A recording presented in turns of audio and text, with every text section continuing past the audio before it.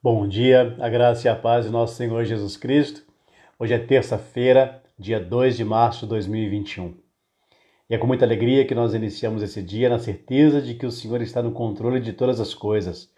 Que apesar das notícias não tão boas em nosso tempo, essa semana duas pessoas muito conhecidas da nossa cidade acabaram perdendo a sua vida para o coronavírus, mas sabemos que é Deus quem está no controle e Ele é quem acalma o nosso coração, é Ele quem nos dá esperança de dias melhores, porque Ele é a própria esperança, a própria vida. E nessa manhã nós vamos refletir na passagem que está em Isaías, capítulo de número 53. Isaías 53, eu vou ler a partir do verso 2. Diz assim: Porque foi subindo como renovo perante ele, e como raiz de uma terra seca. Ele não tinha beleza nem formosura, e olhando nós para ele, não havia boa aparência, para que o desejássemos. Era desprezado e o mais rejeitado entre os homens, homem de dores e experimentado nos trabalhos, e, como um de quem os homens escondiam o rosto, era desprezado e não fizemos dele caso algum. Verdadeiramente ele tomou sobre si as nossas enfermidades e as nossas dores levou sobre si. E nós o reputávamos por aflito, ferido de Deus e também o oprimido. Mas ele foi ferido por causa das nossas transgressões e moído por causa das nossas iniquidades. O castigo que nos traz a paz estava sobre ele, e pelas suas pisaduras fomos sarados. Até aqui apenas. Eu li Isaías 53, de 2 a 5. Isaías, profeta, estava falando sobre como seria a vida de Jesus e como ele iria libertar o teu povo. No versículo 1, Isaías, depois de muito pregar a respeito do Messias, fala: quem ouviu a nossa pregação? Quem se deu conta? Quem abriu os ouvidos para ouvir tudo que nós estamos falando? Os profetas vêm falando: arrependam-se e creiam no Senhor, creiam-se em Deus, arrependa-se e creia naquele que o Senhor irá mandar para libertar o teu povo, arrependa-se. A ponto de Isaías chegar aqui: quem que ouviu a nossa pregação? Será que alguém deu conta? Será que alguém parou para ouvir o que nós estamos falando? Mas ele diz que, aqui Isaías falando de Jesus, diz que no meio deste povo ia surgir um que ia libertar esse povo da escravidão, dos pecados que ele estava. No meio desta terra seca, ou seja, no meio desse povo seco, de coração seco, amargurado, triste, desviados de Deus, não queria saber das coisas de Deus, no meio desse próprio povo ia sair um queria libertar esse povo e dar nova vida.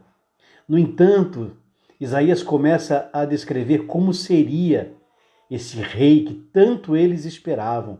Porque o povo judeu esperava esse rei, o povo judeu esperava o Messias. Mas ele diz que, olha, no meio de vocês é quem vai surgir esse. Mas nele não tinha nenhuma beleza. Nesse Messias não terá nenhuma formosura. Nós olhávamos para ele e nós não víamos boa aparência. Ele não é um rei como nós esperamos. Ele não é um rei cheio de ouro, sentado em trono. Um rei que vem bem preparado, bem letrado. Não é um rei que vem e mostra o teu poder financeiro. Não é um rei que nós estamos acostumados. Não. Nós vamos olhar para ele, para esse rei, quando ele for levantado, ou seja, na cruz. Nós vamos olhar para ele. E ele não vai ter beleza nenhuma. Ele não vai ter formosura nenhuma. Não vai ter boa aparência nele em nenhum momento. Não vai ter nada nele que fizesse com que nós o desejássemos. Amados, esse primeiro versículo já deixa a gente repensando os nossos valores. Porque nós somos uma sociedade voltada para a aparência, voltada para as coisas terrenas. Aquele que tem mais dinheiro, nós olhamos mais para ele. Aquele que tem melhor eloquência, nós ouvimos mais a ele. Aquele que aparece ser Parece ser, nós olhamos mais para ele. E aqui no primeiro versículo nós já aprendemos que nem sempre o que parece ser é aquele que vai tirar a gente da situação que nós estamos. Aqui ele está dizendo de um Jesus que era desprezado e não tinha formosura nenhuma. E ele continua, ele era desprezado, o mais rejeitado entre os homens, homem que sofria, homem de dor. Isso não tem nada a ver com o rei que nós estamos acostumados. Pensa, não tem nada a ver com o rei, com a pessoa que tem poder, né, no nosso tempo. Não combina, não condiz. Você já viu um rei ser desprezado pelas pessoas, rejeitado entre os homens? Ao contrário, eles são bajulados. Quem tem poder é bajulado. Quem tem dinheiro é bajulado. É um homem de dores. Quem tem muito dinheiro, quem tem muito poder, parece que não tem dor, não é verdade? Parece que não tem dor. Mas esse aqui não. Esse aqui era um rei, e ele é até hoje rei, desprezado, mais rejeitado, homem de muitas dores, que foi experimentado no trabalho, trabalhou, e como um de quem os homens, olha isso, escondiam o rosto. Os homens escondiam o rosto de Jesus. Era desprezado e nós não fizemos caso algum dele. Ele sofrendo, ele sendo escarnecido, sangrando, e os homens virando o rosto dele e ainda não fazendo caso do que ele estava passando. Esse é Jesus. Que continua Isaías dizendo que verdadeiramente esse que eu acabei de descrever, que Isaías descreve no teu livro, tomou sobre ele as nossas culpas, tomou sobre ele as nossas enfermidades, tomou sobre ele os nossos pecados, tomou sobre ele todas as nossas dores. Esse que Isaías acaba de falar aqui, que eu acabo de ler para vocês, que foi desprezado, que nós rejeitamos, esse que nós não fazíamos caso dele, este é o que levou sobre as costas dele todos os nossos pecados que pesavam sobre ele, e ele que não cometeu pecado algum. E olha o que Isaías fala na parte B do versículo 4. Nós, homens, mulheres, olhávamos para ele e dizia assim, ele está aflito, ele é ferido de Deus, Deus o feriu, Deus o oprimiu, Deus o abandonou. Ele que fala que é filho de Deus, olha o que aconteceu com ele. Isso aí é rei verdadeiramente? Está oprimido, está aflito. Deus o feriu. Mas, versículo 5, nós que pensávamos tudo isso sobre Jesus, nós que vimos esse rei sofrer como ele sofreu, porque o reino de Jesus não é nessa terra. Não é nessa terra. Mas, apesar dele sofrer tudo isso, ele explica o motivo. Ele foi ferido pela sua transgressão. Ele foi ferido pelo teu pecado.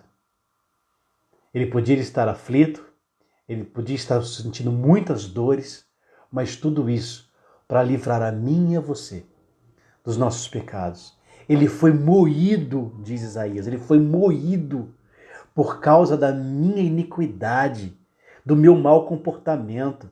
Ele foi moído por causa dos meus pecados. Ele foi moído por causa das minhas transgressões. Ele foi moído, desprezado. Porque por essa natureza humana pecadora que há dentro de mim, há dentro de você. Ele foi moído para que você tivesse vida. E ele continua, Isaías, dizendo, o castigo que era para mim e para você, estava sobre ele. E porque Deus imputou sobre ele o castigo que era para mim e para você, este castigo nos traz paz. O castigo que nos traz a paz estava sobre ele. E porque ele foi pisado, escarnecido, moído, desprezado, porque ele foi, eu e você fomos sarados, perdoados, livres, vivos novamente. Nós que nos desgarramos de Deus por causa dos nossos pecados, por essa ação de Jesus Cristo na cruz, o Senhor nos enxerta de novo no coração de Deus, porque Ele foi escarnecido, ferido, sarado. Eu e você temos vida e vida em abundância. Porque Ele sofreu tudo isso naquela cruz, você é chamado de novo filho, filha de Deus. Filiação que nós perdemos por causa do nosso pecado. Se Jesus não tivesse passado por tudo isso, eu e você hoje estaríamos condenados ao inferno. Essa é a verdade. Mas porque Jesus se deu por mim e por você, porque Jesus quis passar por isso, e diz a passagem mais abaixo, deixa eu ver o versículo, eu não sei qual é o versículo aqui, mas diz que Deus se agradou, Deus, o Pai, se agradou do sofrimento de Jesus. Mas a gente para a pensar, meu Deus, mas não parece uma coisa muito certa? Deus se agradou de ter feito isso? Sim, sim, porque Deus precisou fazer isso para resgatar-nos, a mim e a você, do pecado que estava sobre nós. Deus precisou, escolheu fazer isso para tirar de mim e de você a transgressão, o pecado. Ele tirou todo de mim, todo o pecado que há em você e jogou em Jesus Cristo. E Jesus Cristo levou na cruz e sofreu, foi escarnecido, foi ferido, foi moído, como diz a palavra, para que nós tivéssemos vida. E isso tem que encher o teu coração de uma alegria nesta terça-feira, de que por essa ação de Jesus Cristo, por essa escolha dele, você tem vida. Você viverá eternamente na presença do Senhor. Mas por que eu, Raul? Por que eu vou viver eternamente? Porque não é obra tua, não é escolha tua, mas Deus quis fazer isso para aqueles que nele crê. Tudo isso acontece para os que creem verdadeiramente em Jesus Cristo e o declara como o único suficiente Salvador. Você merece, eu mereço? Não, porque em nós só há pecado. Nosso coração sempre vai pender para o lado do pecado. Paulo diz que o mal que ele quer fazer, ele faz, mas o bem que ele quer fazer, ele não faz. Por quê? Porque no meu e no teu coração só há desejo de pecar. Desejo de pecar. Mas aqui Jesus Cristo resgata a mim e a você, que tem esse desejo no coração de pecar. E todos nós somos, não há classe social, não há idade, todos nós somos pecadores. Mas nessa ação de Jesus Cristo, ele, que Isaías 53 diz, que foi escarnecido, que não tinha beleza nem formosura.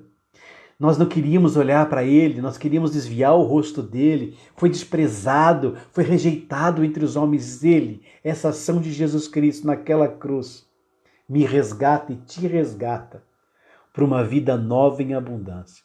Mais uma vez eu falo que nessa terça-feira, com tanto sofrimento, tantas perdas, nós olhamos para a cruz de Cristo, e nela a esperança de que nós viveremos com Ele na eternidade. Se você já conhece a Jesus Cristo, eu te convido nessa terça-feira no momento que der para você se ajoelhar e agradecer por essa ação de Cristo que te resgatou do inferno. Mas se você ainda não conhece a Jesus Cristo, não teve um encontro com Jesus Cristo, eu te convido, em nome de Jesus, que você olhe também para a cruz, porque de lá virá a tua salvação. Aconteça o que acontecer comigo e com você, nós temos a certeza de que essa ação de Jesus Cristo já nos tirou do jugo do pecado. E um dia nós o contemplaremos na eternidade e lá cearemos com Ele. Arrependa-se dos seus pecados, volte para Jesus Cristo. Há tempo. O tempo é esse. Enquanto você respirar, há tempo. Depois, não temos mais o que fazer. O tempo é agora. Nós estamos vendo tantas mortes, tantas perdas. O tempo é na vida. Amém? Deus te abençoe. Eu não quero que você se entristeça, ao contrário, essa passagem tem que nos trazer alegria, na certeza de que esse Jesus é aquele que nos ama e que nos dá vida eterna. A certeza de que aquela obra na cruz, na próxima vez que você assistir o filme da crucificação de Jesus, não chore de tristeza, mas de alegria, porque aquilo ali trouxe sobre nós a paz. Aquilo ali, aquela ação de Jesus Cristo, que tão muito bem encenada muitas vezes, é a obra redentora de Cristo, que agradou a Deus e a Ele fazer por amor a mim e por amor a você. Amém? Deus te abençoe. Uma boa terça-feira. Amanhã nós estaremos de volta entre 9h30 e 10 horas da manhã, sempre com uma palavra de Deus para encher o nosso coração de alegria e de esperança, na certeza da salvação que só há em Cristo Jesus. Se Deus quiser, amanhã estaremos de volta. Bom dia, boa terça, até breve.